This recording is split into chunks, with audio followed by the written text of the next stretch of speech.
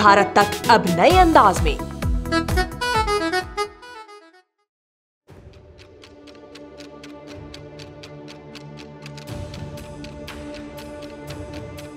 रूस से S-400 air defence system खरीदने पर क्या अमेरिका भारत को प्रतिबंधित कर सकता है?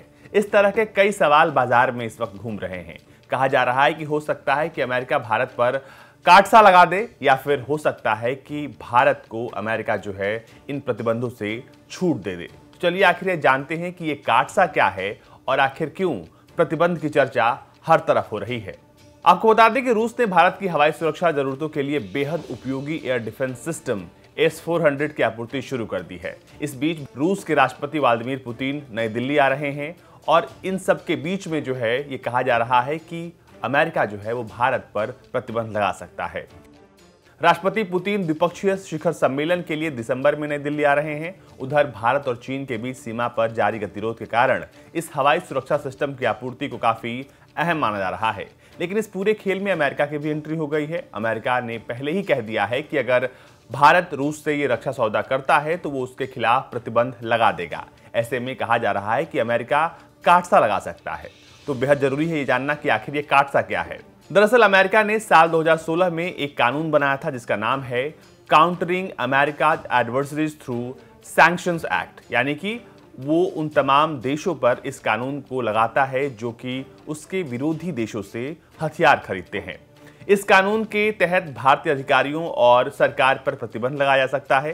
इस कानून को पहली बार 2 अगस्त साल 2017 को अधिनियमित किया गया था, जिसके बाद से इसे जनवरी 2018 में लागू किया गया। काटसा एक्ट अमेरिका के राष्ट्रपति को कई देशों से सैन्य और खुफिया क्षेत्रों से जुड़ी व्यक्तियों और देशों पर 12 में से कम 5 को लागू करने की शक्ति देता है। अमेरिका के राष्ट्रपति संबंधित देशों पर निर्यात प्रतिबंध लगा सकते हैं। इससे उस देश को अमेरिकी रक्षा और व्यापार से जुड़े प्रतिबंधों का सामना करना पड़ सकता है। आपको बता दें कि अत्याधुनिक एयर डिफेंस सिस्टम S-400 की आपूर्ति शुरू होने के साथ ही अमेरिका ने संकेत दिया कि वो चीन के खतरे से निपटने के मद्देनजर भारत को प्रतिबंधों से छूट दे सकता है। और इन प्रतिबंधों में छूट दी जाए इसके लिए कई अमेरिकी कांग्रेस के जो सांसद हैं वो भी राष्ट्रपति जो बाइडेन को लेटर लिख चुके हैं, जिसमें उन्होंने अपील की थी कि भारत पर यह प्रतिबंध ना लगाया जाए।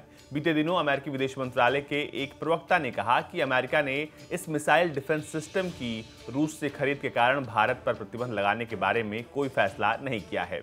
इसके साथ ही उन्होंने स्पष्ट किया कि अमेरिका का countering America's adversaries through sanctions act कुछ शर्तें हैं और ये कानून हर किसी पर एक समान लागू नहीं होता है। आपको बता दें कि भारत ने साल 2019 में रूस के साथ वार्षिक द्विपक्षीय सम्मेलन में 5 S-400 मिसाइल सिस्टम खरीदने का सौदा किया था। इसके बाद अमेरिका ने कहा था कि रूस के साथ भारत का सुरक्षा सौदा काटसा प्रतिबंधों के अधीन आ सकता है।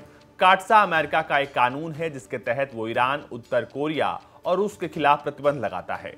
दरअसल अमेरिका का यह कानून वहां की सरकार को यह अधिकार देता है कि वो रूस से बड़े हथियार खरीदने वाले देशों के खिलाफ कार्रवाई करे। अमेरिका ऐसा साल 2014 के रूप में क्रीमिया पर कब्जा करने और 2016 में अमेरिकी राष्ट्रपति चुनाव में रूस द्वारा कथित तौर पर धांधली कराने के आरोप में कर रहा है। आपको बता दें कि अमेरिकी राष्ट्रपति ने अब तक कुल 2 बार काटसा प्रतिबंधों का प्रयोग किया है। ये संयोगवश दोनों बार इसका प्रयोग उन देशों के विरुद्ध किया गया था जिन्होंने अमेरिका के साथ रक्षा क्षेत्र से संबंधित कोई समझौता किया था। सितंबर 2018 में अमेरिका के विदेश विभाग और ट्रेजरी विभाग ने S-400 वायु रक्षा प्रणाली और सुखोई S-35 लड़ाकू विमानों की खरीद के लिए चीन के उपकरण विकास विभाग पर प्रतिबंध लगाया था।